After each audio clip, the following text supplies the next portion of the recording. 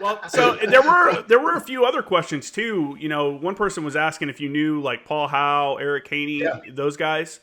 I know all those guys. The Yep, sure do. Randy Sugart and Gary Gordon. Yep, Did you know them before they yeah, passed away? yeah. Gary was actually on my team at one point. I knew Gary really well. So yeah, all those guys I know. You know, in a unit like Delta, you're doing such high level missions. You know, you're riding the edge. You know, the whole time. When someone when something happens where like when Gary Gordon and Sugar got killed in Somalia, how does the team take that? You know, how does the unit receive that information? Is it something like, hey, you know, it's kind of part of the job. It's not unexpected, or I mean, how do you guys receive that? Because it is part of the job. It's not part of the job, but it's a real risk of the job. Yeah. Um, looking back, you're right. We all accept it as part of the risk, right? We all know it could happen. High probability will happen. I've lost a lot of friends, lots of friends, man. And but what I do know is this: every guy, as a Delta operator or worked with me, in the capacity that we were in, whether it was OGA or whatever, we all did that by choice. We all wanted to be in that position. We all wanted to be out there, hanging it out there, man. We wanted to take the risk. We wanted it. We wanted it. And we also knew that it could cost us our lives. And so I would argue and say that, you know, Randy and Gary and a lot of these other guys that, have passed, I'm not going to say they died with a smile on their face, but I am going to tell you they died doing what they wanted to do. And, given the option to die, in a car crash or in a firefight, most guys say, let me die in the firefight, And so dying and falling down the stairs or slipping on ice or dying, in combat, we'll take combat every time. And Mm-hmm. so they died doing what they loved doing. And we all knew that. And we all know that, and so on one hand, sorry for the loss, wish it didn't happen.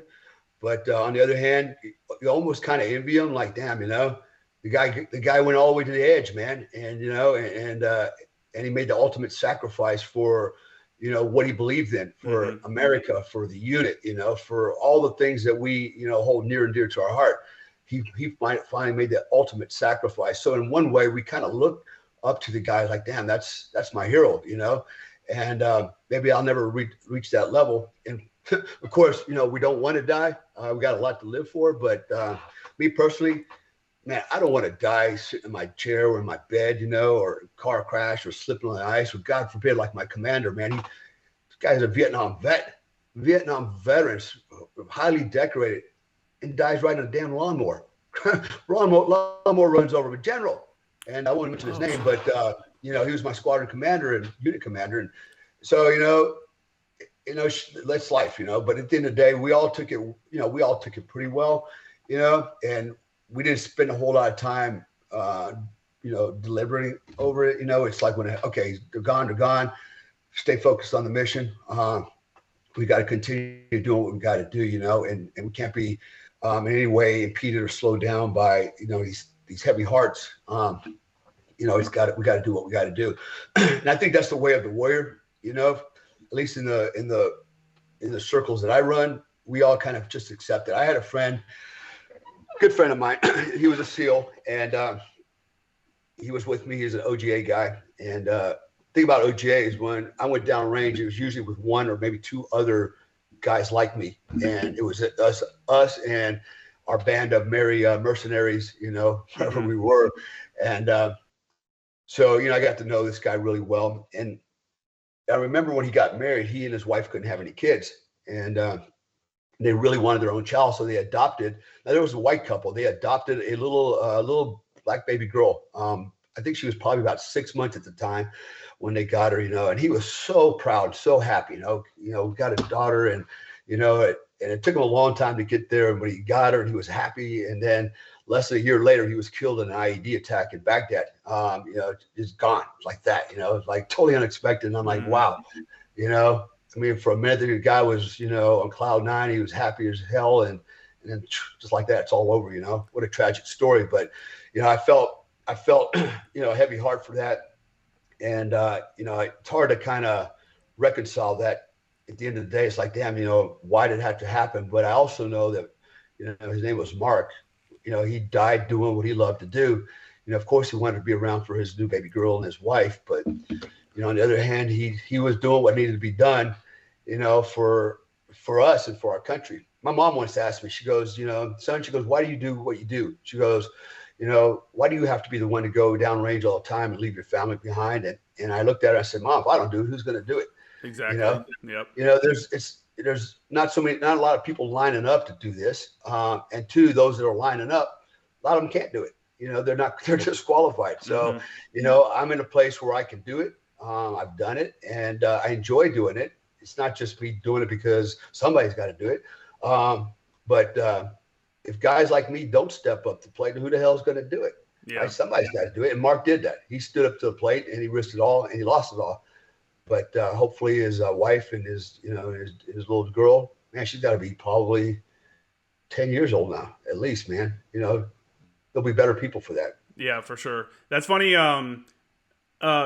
First, can you turn your speaker down just a little bit? I'm getting a little bit of feedback. But Yeah. your answer to your mom was the same answer I used to give people when they asked me why I was joining the Marine Corps. I'm like, someone has to do it. Are you gonna do it?